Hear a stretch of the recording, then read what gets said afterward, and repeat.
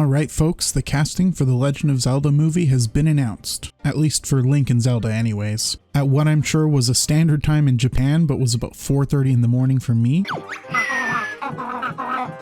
Thanks Nintendo. Miyamoto posted to the Nintendo X account and made the announcement. This is Miyamoto. I'm pleased to announce that for the live-action film of The Legend of Zelda, Zelda will be played by Bragason-san and Link by Benjamin Evan Ainsworth-san. I am very much looking forward to seeing both of them on the big screen. The film is scheduled to be released in theaters on May 7th, 2027. Thank you for your patience. I know it comes from an official account, but every time I see Miyamoto tweet from the Nintendo account, it feels like one of those scam emails you get, where they're pretending to be a famous celebrity asking you for money. This put an end to months of speculation about who might occupy the role, with a number of suggestions like Hunter Schaefer as Zelda and Mason Thames as Link being floated. And I'm sorry to say, my fellow Terry Crews as Princess Zelda hopefuls, but we're being let down.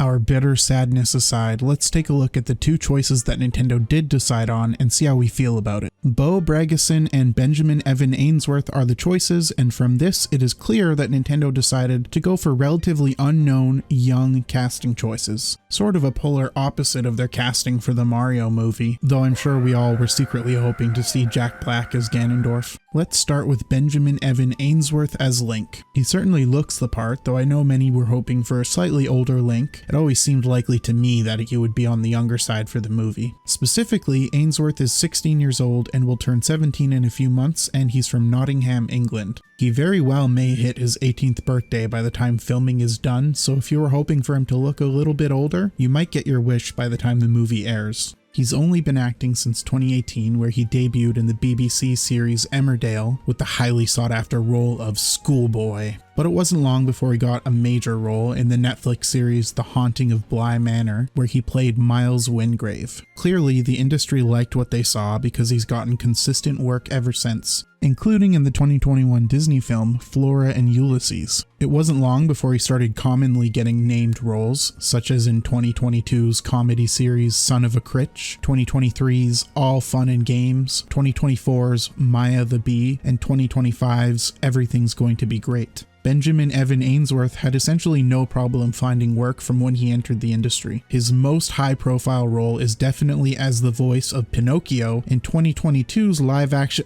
Well, actually maybe we won't talk about that one, we're trying to stay positive here. So what about Bragason? Well, she's also from England actually, from Chichester? I'm so sorry.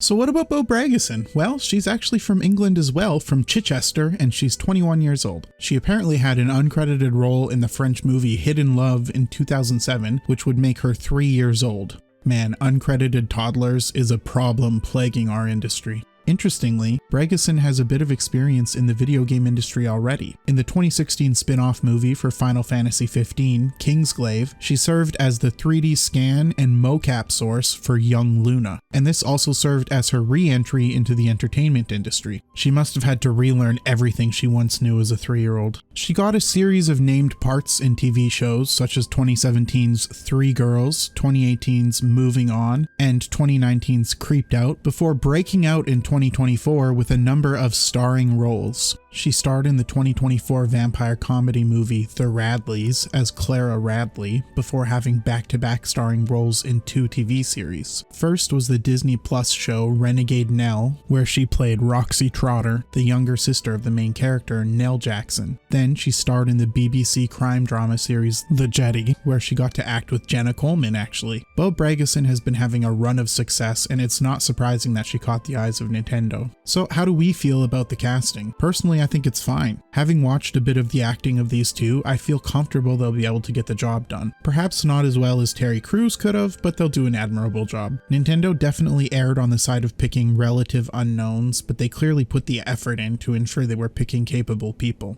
Bo Bragason in particular feels like great casting. She seems very talented, and she looks a lot like a younger Princess Zelda. I understand some people will be disappointed in some of their picks, like Hunter Schaefer not coming to fruition, but that always felt like a pick for an older, more adult Zelda, whereas it seems like they're aiming for them to portray a younger cast of characters here. Clearly they're targeting an English cast here, as both actors are English, and it'll be curious to see if that applies to the entire cast. Our Jack Black as Ganondorf dreams might be dead too. We can't have anything. All that being said, overall it seems like a promising cast to me, and I hope they're both able to give it their all. What do you think? Do you like this casting? Are you disappointed? Were you hoping for someone else, or are you pretty satisfied? Were you hoping for Terry Crews, just like me? Let me know in the comments below. Thanks for watching. I appreciate you sticking around. If you like this video and you'd like to see more about it, consider subscribing, giving a like, all that jazz. And as always, stay safe out there. It's dangerous to go alone.